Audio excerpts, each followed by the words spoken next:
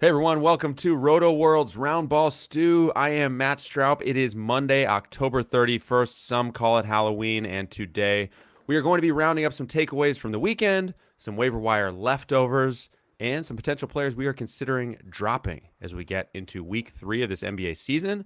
I'm joined by Jared Johnson and Steve Alexander, and let's just start quickly. Doctor, any plans for this Halloween? Oh, me? No. Yeah, I'm yeah. taking my No. taking my kid to the orthodontist. Yeah. And I have 4 kids, and the lady at the orthodontist, I remember when we made the appointment, she goes, "Ooh, his next appointment's on Halloween. Is that going to be a problem?" I was like, "No, he's 16. He's the youngest one. Nobody cares about Halloween in our house. Wow. So Tough. we're done. Tough. We're out." Tough. Jared, are you out on Halloween as well? You don't have kids, right? So you're what Mm-mm. what do you do on Halloween? Well, tonight I'm working. Okay. So, All right. yeah, that'll be my But Halloween. okay. But you yeah. All right. So thrilling Halloween plans for both of you guys. Gonna do some trick or treating with the kids here, so I'll keep you guys posted on how that goes. It's gonna be great. We're Let's ready. get it. Okay, let's get into this. We're going to start with the injury updates. I want to start with some encouraging news because it's not all encouraging. We have what appears to be an encouraging Devin Vassell update. For whatever it's worth, this is via Tom Osborne. I think I mistyped. Osborne in the San Antonio Express News. Greg Popovich said on Sunday of Vassell, who has been out with knee soreness, quote, "I think he will be back pretty quickly." Now, Steve, I've been worried about this because I have a new I've made a vow this year to take knee soreness seriously after what happened with Lonzo Ball, but I think we can only feel good about this one. Yeah, when he started missing games, I did not think it was going to be 3. I just thought he was out for a game. Pop was jerking us around, but it apparently there was something there. But yeah, it sounds promising. I know that I need him back in the leagues where I have Yes. Devin Vassell. That missing him for 3 games and Ja for a game or two, like, just crushed my dreams and made dreams come true for people like Jared. 6'3", baby. Yeah, fun um, weekend, real fun weekend over here. that was a swing from 7-2 on Sunday to 6-3 in my direction. Wow. Wow. Devin Vassell. I think it's good that there's an encouraging update here, but I'm just what we're seeing early from the Spurs is they might be willing to tank even harder than OKC for Timmy D 2.0. So I'm kind of nervous about literally everyone on the roster. Maybe not Jeremy Sochan. How do you Sochan, yeah, I want to talk about him a Sochan? little later, actually. Yeah. Um, but Vassell is a guy who definitely I could see getting shut down and missing this many games for a sore knee. I mean, hey, maybe it's a really, really sore knee, but um, I just think that this is a guy, when he comes back and when he puts up some solid lines, he is flirting with top 50 value. Maybe that's someone that you want to try to get off your roster. Yeah, You I you know think the Spurs are 5-2, right? It's early. Okay. you guys, 3 minutes in, took 3 minutes for you two to start going at it.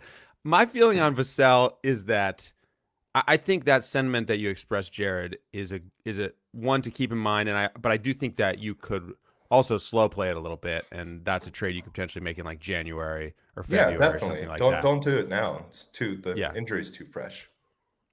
Um, Kawhi Leonard, not good. We know he won't play Monday, and according to Andrew Greif of the LA Times, Ty Lue said this is going to be a game-to-game situation in terms of when Kawhi will be available. Just great times here for those of us who semi-panic picked Kawhi in the third round of any company fantasy leagues that we're in. Now, I don't really know, Jared, what new there really is to say here. I mean, other than if you drafted him, I think you just have to wait it out and hope that there comes a time in the season where he is playing enough and playing well enough that you actually say to yourself, maybe this is okay. Because that's the point, I think, when other people would actually want him. Does that make sense? Like, you have to hope that you get to that point at any point, and that's when, man, I'm sending out those offers.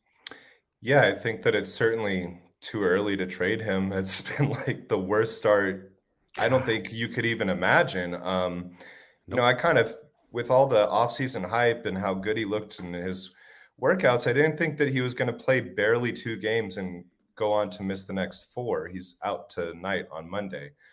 Um, It's not great. It's not great. I don't really know what you could get for him. In our 30 deep dynasty league, we saw Kawhi Leonard traded for Brandon Ingram. I would take that. But man, I think that you just kind of gotta hope. I don't really know what you could extract at this point. I mean, I think it's the least surprising news I've ever heard. I will never draft the godfather of load management again. I'm not surprised. And if you've got him, you're stuck with him. This reminds me of when the year Jared had Draymond Green and he tried to trade him every week. Every week for 20 weeks, we would all get the courtesy Draymond Green trade offer. And I think that's where we're going to be with Matt Stroup and Kawhi Leonard this year, because I mean, I'm not giving you a bag of Doritos and a 6-pack of Natty Light for Kawhi Leonard right now. In fairness, you do love your Natty Light, but yeah, that's fair. I do think it's nice, though. We all like getting trade offers, right? Like thinking about that season where Jared was sending out all those Draymond offers. Even if you don't want to take the trade, like how exciting is it to get a trade offer pop into your inbox? It doesn't happen nearly often enough, to be honest with you. So, yeah, I'm going to barrage some people today with some weird Kawhi trades. I can't wait. I said I was going to wait. Now, Steve, after what you just said, the offers are coming. You're gonna accept the challenge. Have your fax machine at the ready, fellas. Let's go to Detroit, where Jalen Duren, the impressive 18-year-old, I think he's still 18 for a couple more weeks, rookie, injured his ankle on Sunday. Needed help to get to the locker room, as noted in our blurb on the Roto World Player News page. Now, Isaiah Stewart on Sunday, by the way, a win over the Warriors, scored a career-high 24 with 13 rebounds. Now, that's exciting. He did hit a couple threes. That's cool. But I think my concern about Isaiah Stewart is we're not seeing defensive production currently. Just 3 steals, 3 blocks total in 7 games, Steve. Yeah, but I mean, he looked really good last night. It was sort of like his breakout game for this season. I'm really not too worried about him, although there are a lot of zeros towards the right side of that stat line for him. No assists, no steals, no blocks, no turnovers. Yeah. A little concerning, but I mean, he is a big man. So not all centers can be Nikola Jokic. You know what I'm saying? That's fair. Jared, where are you on Isaiah Stewart? Given what the ups and downs of this stat line. I just think that, in my opinion, he's been pretty impressive this season. I feel like he's kind of taken a bit of a leap here. Yeah, the defensive stats aren't really there, but they weren't really there last season. It was 1.1 block per game. I don't think it's going to be 0.4. And then also with Jalen Duren going down, I think that gives him the ability to perhaps be earning minutes in the 30s while he's out. And that could be great for him. He spoke last game about how he wants to get to the line more. And he feels like because he's this big, beefy guy, he needs to sell the contact a little bit more. And I believe last night he was 10 of 11 at the stripe. And if there's one way to improve your scoring, it's with trips to the charity stripe. So I think that's a interesting development from him. I like the rebounds. I like that his shooting percentages have gotten a little bit better as of late. I like what I'm seeing from him. Anthony Davis, another injury update. Now, he played well on Sunday, 23 points, 15 rebounds as the Lakers got their first win of the season, but said his lower back was killing him. I mean, you could see actually at one point late in that game, he looked to be in serious discomfort. Steve, I know that you never worry about Anthony Davis being injured. I've never even heard you reference it. Like, as much as you worry about Kawhi, you never worry about Anthony Davis. What are your thoughts on this one? Yeah, Matt, there's video floating around out there of the most ridiculous locker room celebration I've ever seen. So the Lakers won their first. That's great. The Lakers won their first game. Great. They won their first game of the season. It was Darvin Ham's first win as a coach. So I get it. You want to pump that guy up and celebrate, but they're in there dancing and partying like they just won a world championship. And the whole time, AD's sort of like half slunched over, like slunched. Wait. Is slunched a word? Nope. I think you've just coined it. Yeah, slunched, hunched, Okay, and slouched. No. We're using that. he's half Slunched over. slunched That over. sticks. I'm sure that the celebration in that locker room did not do his back any favors. When Mike Trudell interviewed him after the game, he was sitting in a chair. AD was sitting on a chair on the bench, and Trudell was standing up with a microphone in his face. I've never seen that before. So yeah, I'm extremely worried about Anthony Davis and his back. Like, this is not good. But congrats, you guys beat Denver. So Denver's defense had a little problem last night. Jared, they're playing Wednesday. What are your thoughts? Well, I mean, if you drafted Anthony Davis, this is what you signed up for. We all know who he is. Yeah, his back's hurting, and it's really hurting. It's not like one of those fake injuries, but hey, he's ranked number 5 overall in the season. It is what it is. Yeah, if anyone's trying to get out of their Anthony Davis shares, I've got a Kawhi Leonard for you. If you want to just make a quick little swap there, we could work that out. There's not a universe where I could make that trade right now. Let's go to a Portland injury update before we look at some trends in just a moment here. But according to Danny Morang, sports radio host in Portland, we know Damian Lillard is out for Wednesday already. Jared, do we want to stream Shaedon Sharpe? He had that one good game, 15-8, but then the next game was like highlight filled, but not fantasy really that productive. So what are your thoughts here? I think it's almost a coin flip between Sharpe and Justice Winslow. Sharpe is that intriguing mystery box upside freak athlete, but maybe the stats don't really come around. Justice Winslow is going to take a lot of shots, miss a lot of shots, but the counting stats might be there. It's kind of a coin flip. I split my leagues with who I picked up. That's how I feel. I don't know. Steve, I saw you retweeting a Shaedon Sharpe dunk. You were pumped about it. It was a dunk package. It was a highlight package from that entire game, and it was spectacular. And for that reason alone, I will take Shaedon Sharpe over the most boring gentleman I can think of, Justice Winslow, who, man, the fact he just keeps popping up every year and offering a little bit of value is pretty impressive for Winslow. But man, Shaedon Sharpe kid is I just hope he's in the dunk contest, and if I've got an open roster spot and he's playing that night, I'll fly with him. We've got to play literally the latest version of everyone's favorite play at home game. How old is Justice Winslow? Oh man, it's an interesting one. 26, 27. All right, guys, you made that too easy. Jared is 26, so and Steve's within 1. Good job, everyone. Well, that's because we play that game every year with him, and it's starting to sink in. I got it to within 1. I was hoping for like a 29 or 30 from someone there, but we couldn't. I think I said that last year. We couldn't get it. All right, let's get into some trends now. Moving from injuries, I want to go to Houston. I know, Jared, this is one you were tracking this weekend. We've got a couple of interesting situations here. We have Kevin Porter Jr., who some of us were a little nervous to draft given the potential downsides in his stat line. Jared's raising his hand. I'll raise my hand as well. And boy, I think I'm feeling a little regret about that because so far he's been top 75 in 9 category leagues, around 21 points, 6.5 boards, 5 assists, 1.6 steals, 1.8 threes. The 3 categories we're worried about are not going nearly as badly as they could. 42 from the floor, 81 from the line, 3.5 turnovers. I think I don't remember exactly what I said, but in my mind, it was like, can he fix one of those going to the season? Well, he's fixed the free throw percentage, so he's not crushing you in all 3. I think you can live with 42% shooting given what Kevin Porter Jr. is doing, right?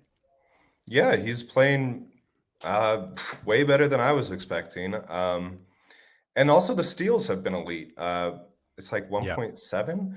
1.6, yeah, 1.6 or 1.7, yeah. Yeah, so, and the rebounding numbers have been really good. So he's just kind of blowing away my expectations. Can he keep it up? Maybe. I mean, he's shown us these flashes before. Last year's shooting was horrific. I think the goal was kind of where he's at right now, around 41, 42%. That's kind of great for him. And if he can go on a stretch where it's 45, that's a lot of scoring. So this is probably a guy that I'll admit that I was wrong on.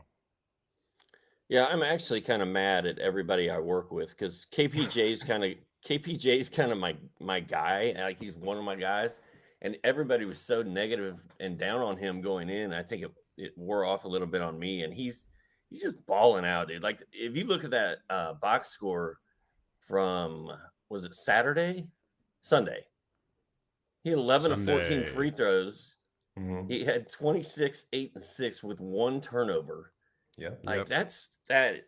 I don't know. He has exceeded expectations, and he's legit, man. Like we all slept on him, and it stinks. And that stat line came against CP3, and he was struggling early in the half, and he completely turned it around over the second half. It's just this is not the KPJ I'm used to. And that one turnover was welcomed after he had a combined 14 in his previous 3 games. Right. But I mean, look, bad turnovers, that's the easiest one of those categories to live with. You know, the categories where a player can totally sink you. But on the flip side, Jalen Green is struggling a bit. Now, he's averaging around 20 points per game at 2.73s. That's fine. You know, the rebounds, assists, steals are either a little lower or a little higher than, you know, or right at what you're expecting, depending on how high you were on this player. But he's shooting just 37.6% from the floor. A little frustrating there, I think. Jared, do you think that how confident are you that Jalen Green will figure that aspect of it out? I'm confident that he'll turn around the shooting. But what I'm more concerned about is that there's basically been no noticeable uptick in dimes or the defensive stats. Yeah. In his sophomore year. They're nearly identical to last season. And if he's not able to become a better playmaker and start chipping in some defensive stats, it's going to be really hard for him to meet expectations. He was about a 5th round pick.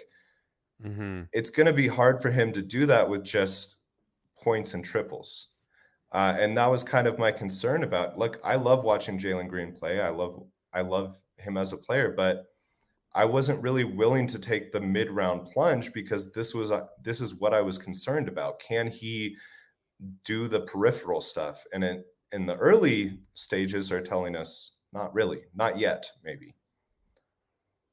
I mean, this team is so weird because all these guys should be in college pretty much. Like they're all so young. It's such a young team.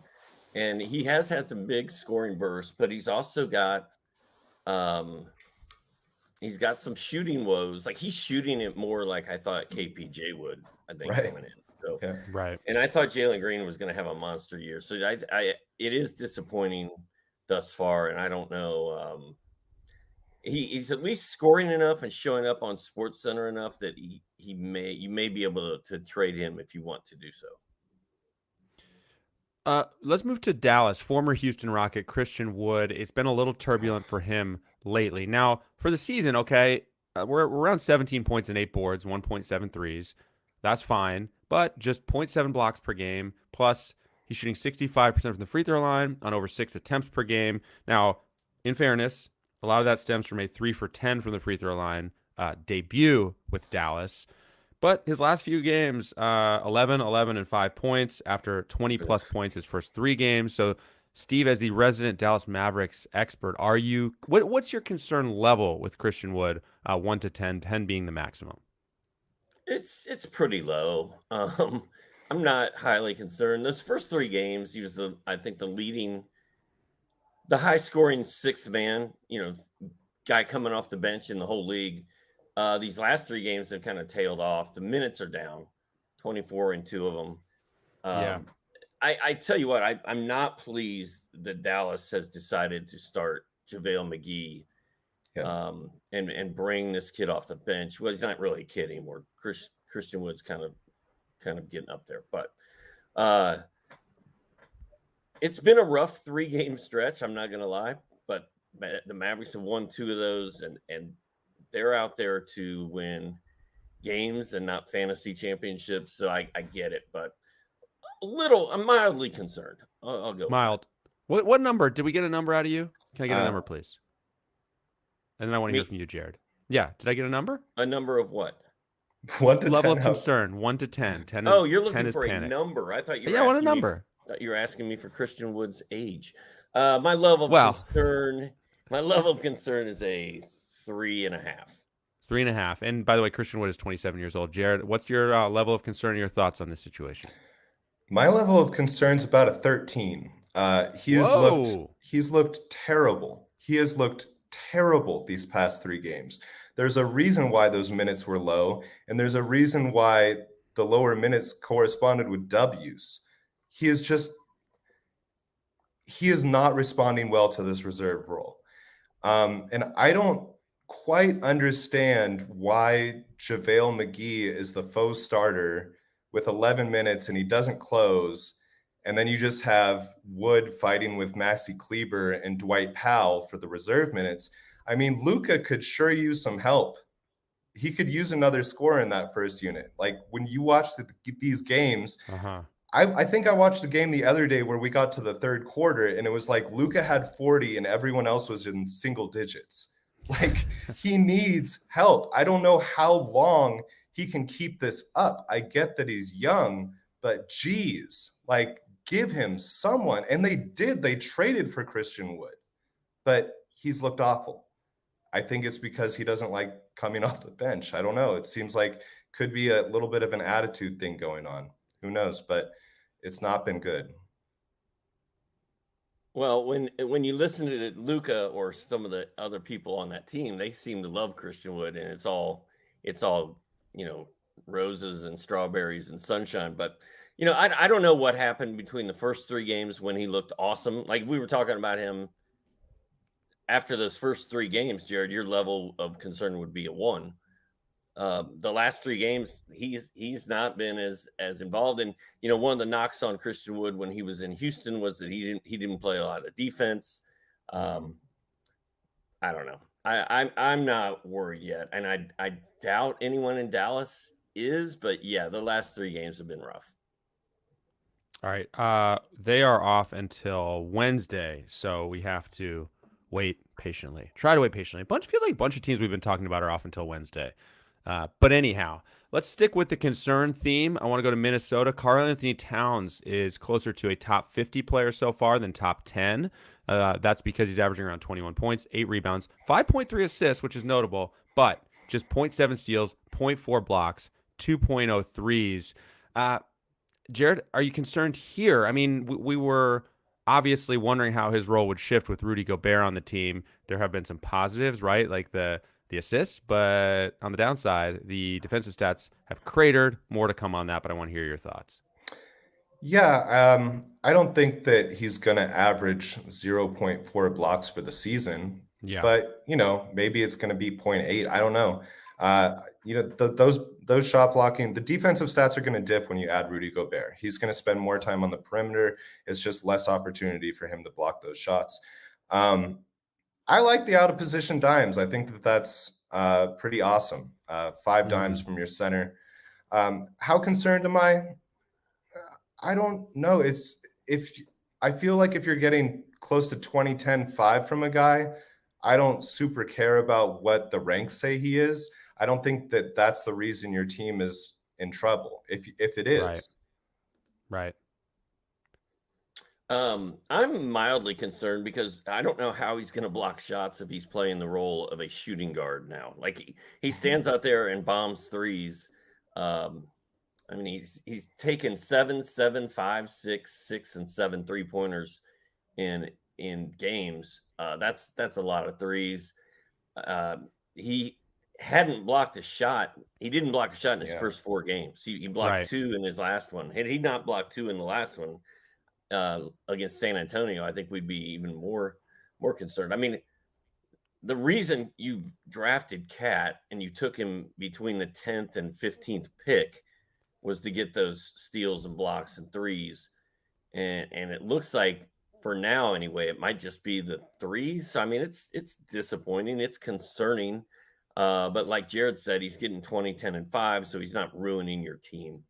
I guess that's where I mean, you mentioned no blocks the first 4 games. He had 1 steal, no blocks in the first 4 games, but he has 4 steals, 3 blocks in the last 3 games. So that's a small sample size. Maybe it doesn't mean anything, but it's at least a start. And I think if we get the blocks in order, like we're all saying, we're going to be just fine here, because we're getting the dimes.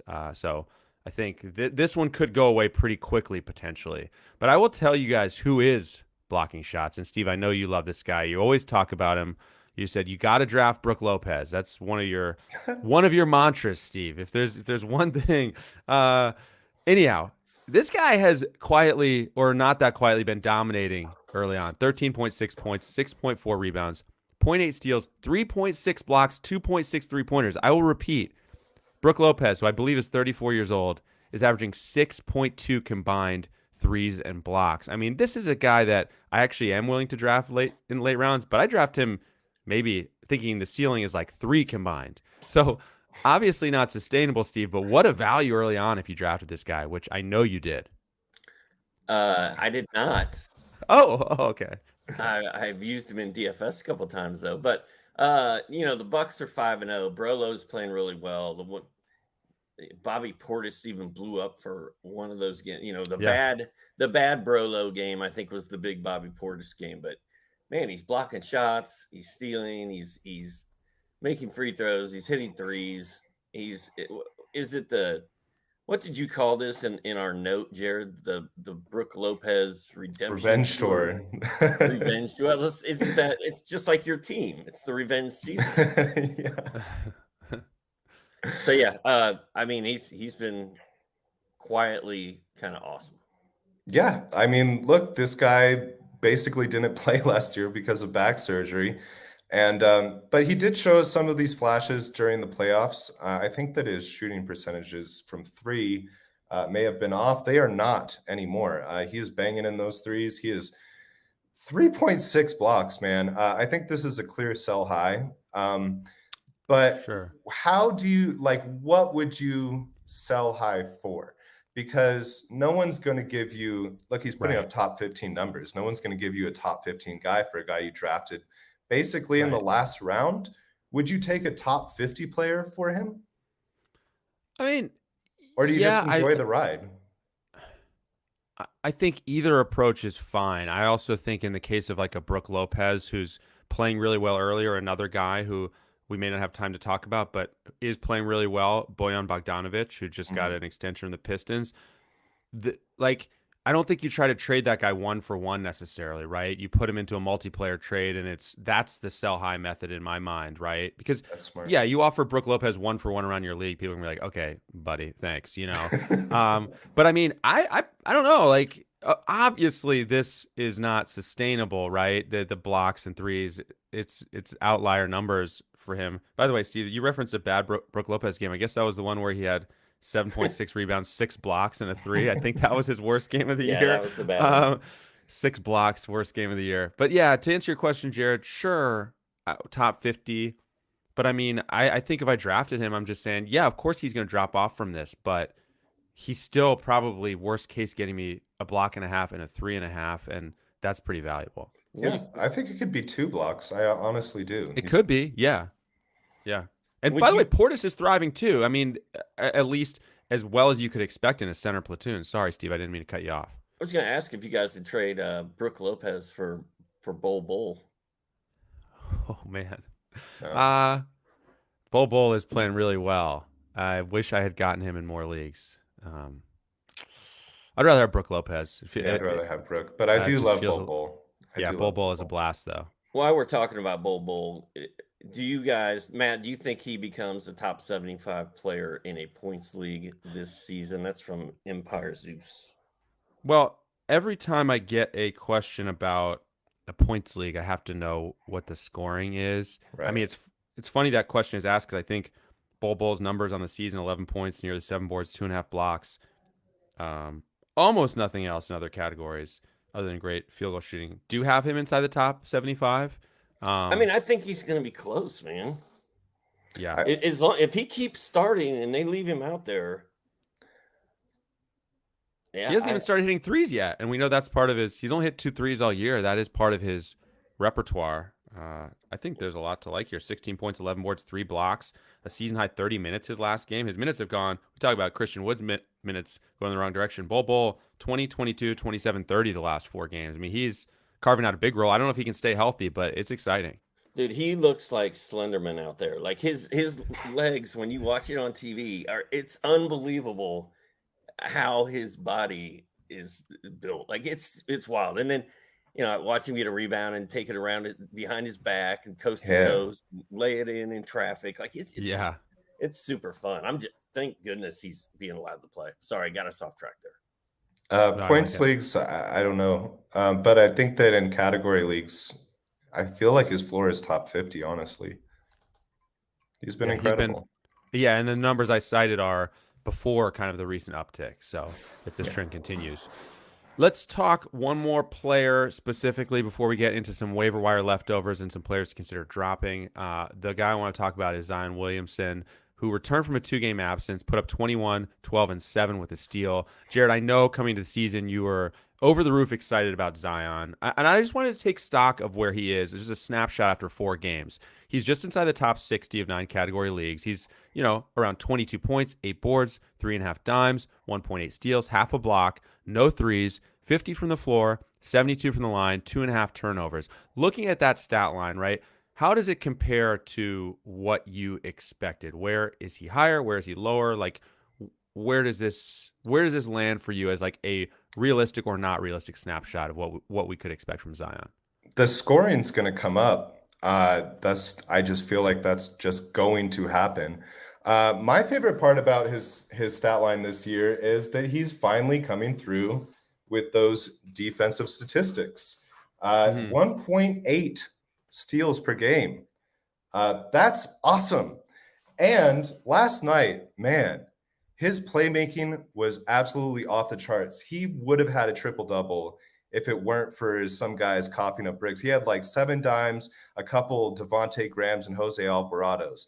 Like there was this one pass where he was in the post and he just threw this beautiful no-look bounce pass. And it's not going to be a highlight because the guy bricked it. But what I'm seeing from him, unbelievable. I think in his second game of the season, they played a lot of zone, and that like messed him up. He struggled with it, and that's something that he's going to have to learn to overcome. When they pack the paint, how can he be effective? But I saw him do it last night with cuts, smart cuts. Devontae Graham hit him with this beautiful alley-oop. I love Zion Williamson. I love watching him play, and I think if you would go ahead and punt free throws, he's probably close to top 20. Okay. 4 of those steals came in game 1. So in his last 3 games, he has 1 steal in each of them. So I get it that you're fired up about the 1.8. I don't know if that's realistic. I'll take 1. How many missed games? How many missed games do we have?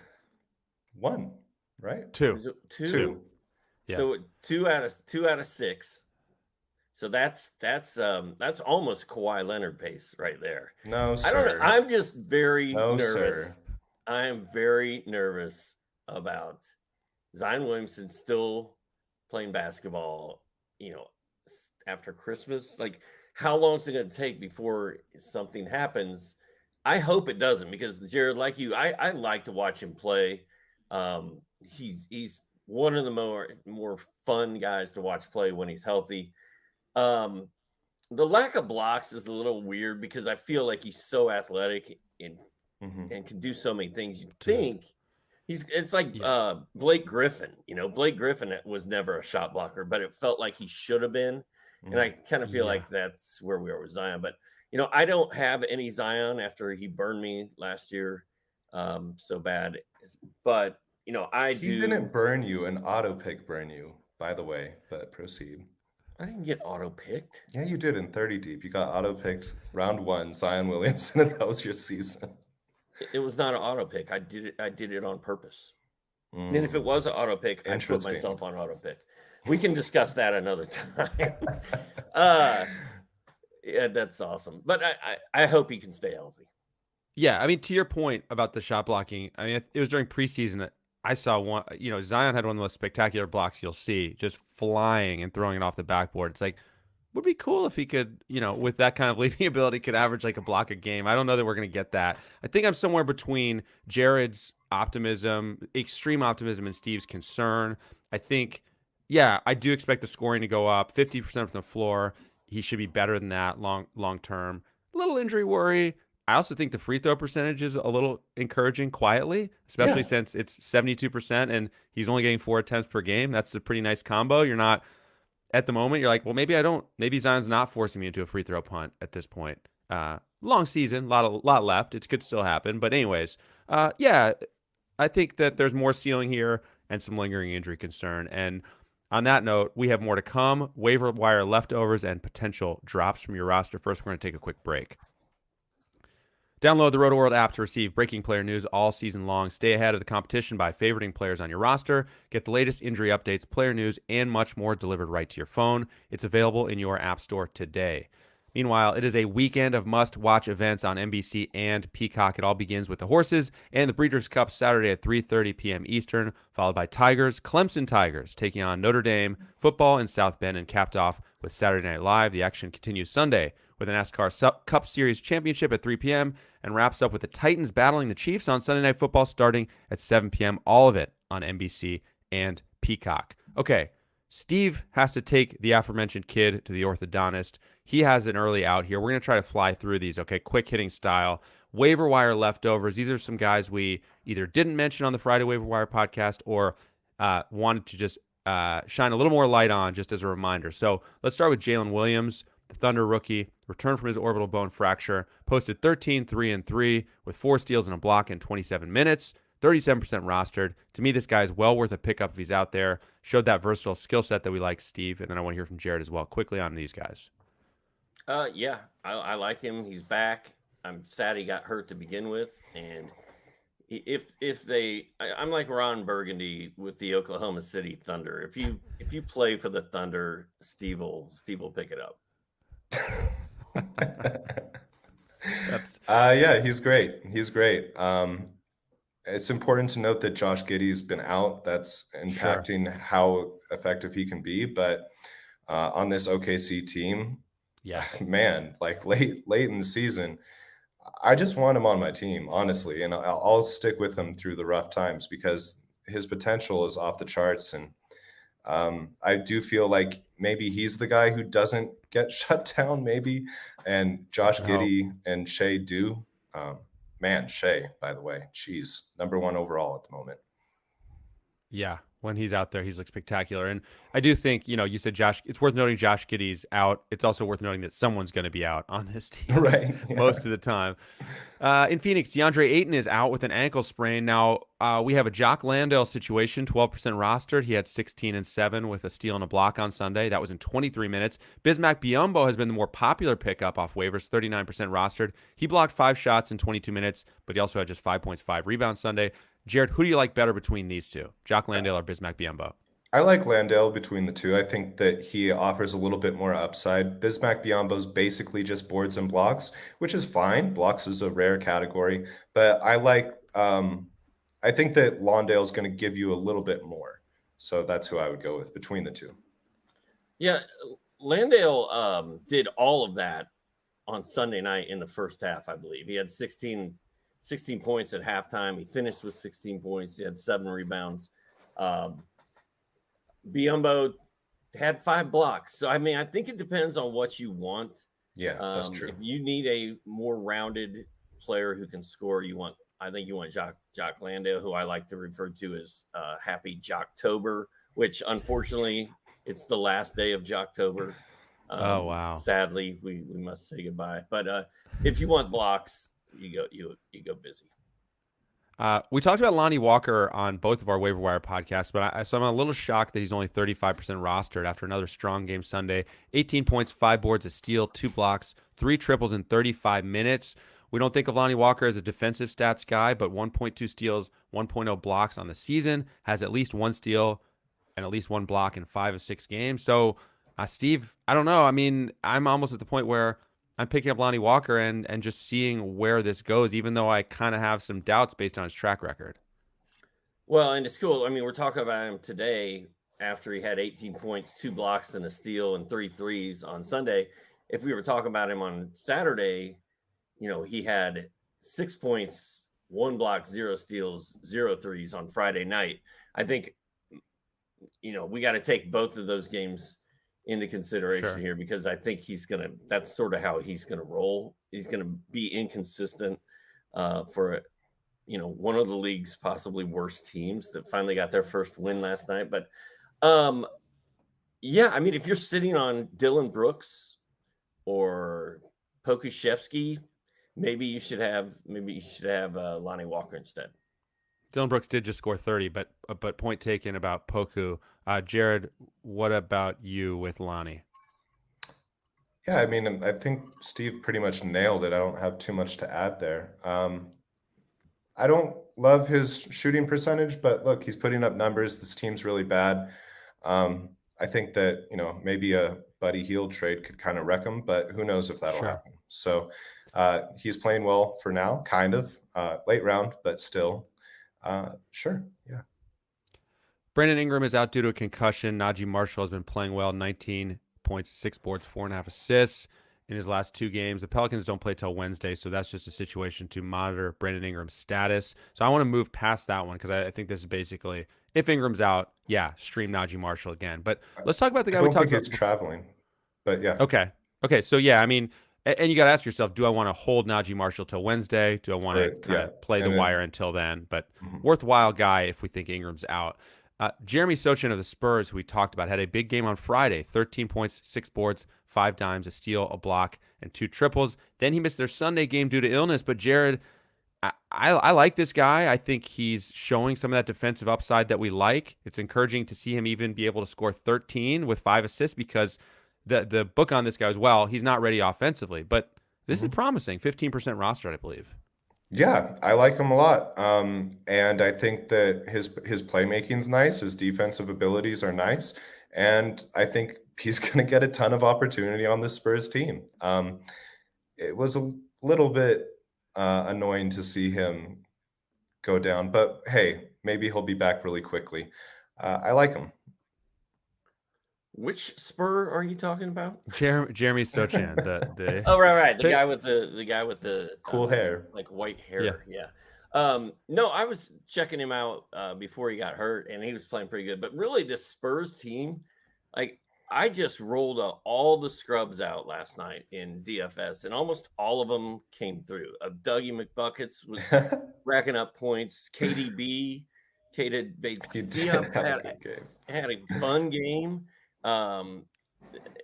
Everybody. So I mean, you can pretty much pick any Spur right now, and you'll probably be okay until these studs are back. But very intrigued by Sochan. I think they want to play him all year too. Marcus Morris returned from a personal absence, 12 points, 8 boards, 4 assists with a steal and 2 triples in 27 minutes in that ugly loss for the Clippers on Sunday. Jared, it seems like Morris could be a real nice guy to roster if you have, I don't know, say a Kawhi Leonard on your squad as kind of a guy who may have some standalone value, but you definitely know you're starting this guy when Kawhi is out. He's 32% rostered. Ooh, 32. So when I was writing the pickup of the day, he was at 25. So that's a nice little uptick there. He was the pickup of the day for me yesterday. He's flirting with top 50 value through his first 4 games or something like that. And Kawhi Leonard is just clearly going to be eased back into things. He's out again tonight. He's not ready. So that just elevates Marcus Morris's role in the offense. He's playing well. I think that his rostership percentage should be higher. Yeah, and I mean, Marcus Morris is their starting power forward even when Kawhi is there, and he's a good player, and he'll block shots occasionally, although he doesn't have any yet this year. He'll block shots, he'll get steals, and he'll hit threes. So it seems like he should be rostered everywhere to me. Steve, I know you have an out today. Are you going to be able to hang with us for a few players we're talking about dropping, or do you have to go? I think I'm going to roll out. I've got to go. Okay, Steve, it's been a delight. Good luck with the orthodontist. Have a great Halloween. I know you're excited for the festivities, so enjoy it. I cannot wait for trick-or-treating on the square. See you guys. Perfect. Adios. See you later. All right, Jared, let's do these potential drops real quick before we get out of here. And the first guy I want to talk about is a guy who's 65% rostered in Yahoo. It's our old friend Harrison Barnes. Now, for the season, the numbers look very droppable, okay? 10.5 points, 4.8 boards, 2.5 dimes, 0.6 steals, 0.2 blocks, 0.4 threes. As I was writing this up, I was like, this guy's a no-brainer drop. I happen to look at the game log though, and the last couple games actually look pretty good. And he's still averaging 31 minutes per game on the season. So maybe he's a hold. What do you think? I think these questions always depend on who you're getting from the waiver wire. Sure. But I Sure. don't think that, Harrison Barnes playing better, but still kind of just a late round guy. There's not a lot of upside here. Mm-hmm. I don't know. I guess I would be 50-50. If you're in a deep league and there's not much on your waiver wire, maybe just stick with them. But if you're in like a 12-team league with 13 roster spots, there has to be more attractive guys on the waiver wire. All right, James Wiseman is 62% rostered. He is averaging 8.7 points, 4.4 rebounds, 0.9 dimes, 0 steals, 0.4 blocks, 0 threes, 5 and 13 minutes the last 2 games respectively. I mean, Jared, you're a Warriors fan. Yeah. Do you see, can you muster any reason to hang on and hope that Wiseman can carve out a 20 to 25 minute per game role anytime soon?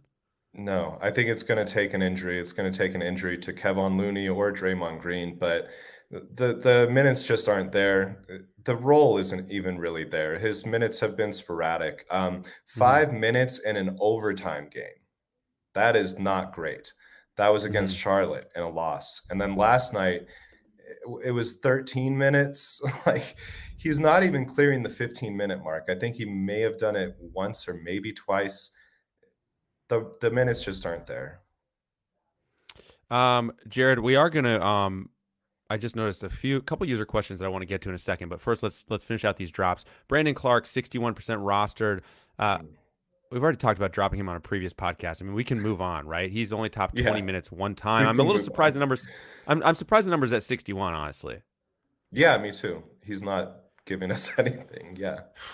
This next one hurts me because it's DeAndre Hunter, who's 56% rostered. He is shooting it well from the floor, 51.5%. Like, he has clearly worked on his jump shot and his offense, but it's not translating to fantasy, really. The pluses are you do have 14.5 points and 1.5 threes, but 4 rebounds, 1.3 assists, 0.3 steals, no blocks. I mean, it's just a shaky fantasy resume, a defense guy who has not ever figured out how to get defensive stats. So I'm out.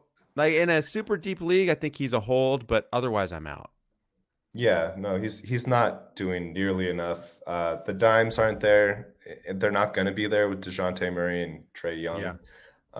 And like you said, the defensive stats aren't there either. So how much do you want 14.5 points and 1.5 triples? That's Right. not a winning formula in fantasy hoops. Right. All right. I want to ask you about one more, and this is an interesting one because I want to talk about RJ Barrett, who is rostered in the grand majority of fantasy leagues. I think he's probably started in most fantasy leagues, but just looking at his numbers, he's such an interesting case because, right, he's averaging 17.7 points, 5.8 rebounds, 2.2 dimes, 1.2 threes. If I just say that, you say, of course you got to play him. Of course he's roster worthy. He's a no-brainer start. But then 40% from the floor on 16.7 attempts. I believe he's got no steals and is averaging 0.3 blocks. He's 242nd in 9 category leagues. I know you're not always a big, where they are on the 9 category leaderboard guy, Jared, but let's just hear me out. Finished 266 last year, 173rd the year before, and 339th the year before that. And this is all while he gets points. I mean, he gets some points and threes, but I mean, by the way, one more thing to add. He's outside the top 240 while shooting a career best 79% from the free throw line. So, like, he's fixed one of his weak areas, and he's still, like, maybe not a guy you should have in your lineup. I think it's so interesting because, I don't know, I feel like he's hurting some fantasy rosters more than some people may realize. I agree. Let's put it this way. We do a top 200 ranking before the season starts, and he didn't make the top 200. I didn't even rank him. So, and I think, yeah, people feel like, yeah, go ahead. Oh, no. I just think he's completely off my radar because of his deficiencies. Like, yeah, the points are there, but there's no defensive numbers. He's going to hurt your field goal percentage. Points league, it's a little bit different. I don't play in points leagues, but not in category formats. Yeah. Okay. We're on the same page there. Let's get to a few of these questions from our viewers. This is from Hollowman928, who wants to trade my Donovan Mitchell and a Kongwu for Devin Booker. To me, I kind of take a Kongwu out of the equation here because we've kind of established he's Clint Capella's backup. If you're in a super deep league, maybe he's a relevant guy, but otherwise he's really just a contingency play. So this comes down to who would you rather have between Donovan Mitchell and Devin Booker? And I have to double check the rankings, but I don't feel super strongly about this one. Do you? It feels like a coin flip. Donnie Mitch is currently Mitchell's- putting up yeah. top 10 numbers, but that's Mitchell's going to been better. change. That's going to change Yeah. when Darius Garland gets back. But it's Right. not like he's going to fall off a cliff. He should be in the top 20. He's incredibly talented. Booker's Yeah. putting up probably top 17 numbers. Yeah. Yep, 22, I think, and Mitchell's 10. I mean, but I see both these guys staying in the top 25. So, I mean, I don't. So you're Yeah. basically getting the better Do you want player Booker or now Mitchell? plus one Yeah. for Booker. I mean, it's a coin No, flip. yeah, he's trading Mitchell and a Kongwu. It's a coin flip. Close trade. Don't feel super strongly about that one. I guess we were supposed to give an answer. I'll hang on to Mitchell. If I've got Mitchell, I'm just going to hang on to him in this case. If you're a huge Booker fan, that's fine. But I'll just keep Mitchell, I think. For absolutely no reason, I will say the opposite. Go ahead and make the trade. Perfect. Perfect. Okay, this is Mackie Donut, 12 team 9 category. You guys like Oubre, Norm Powell, or Jalen McDaniels? I know Oubre had a real clunker last time out. I think he shot 4 for 16, but prior to that, he was looking pretty good for the shorthanded Hornets. I think he's getting a bunch of steals, I believe. Well, he's at 1.3 now. I lean Oubre. He bounced back with an 18, 5-5 game. I think he's the guy I'd want the most out of that 3-player combo. And then this is one we already covered. A2Z Wellington. Thoughts on Jalen Williams? We mentioned it. We like him. Worth a pickup. 37% rostered. So go get him if you can. All right, we did it, Jared. We are at the end of our list here. Want to say a reminder, subscribe to the show on Apple Podcasts, on Spotify, wherever you listen. Take a minute to rate and review us as well. Programming reminder, we are here Monday and Friday every week, so we'll be back on Friday with the Week 3 waiver pickups. Thanks to everyone for listening, watching live, and sending us in some questions. Jared, thank you. Steve, I know you're listening. Thank you as well. Talk to you guys soon. Adios.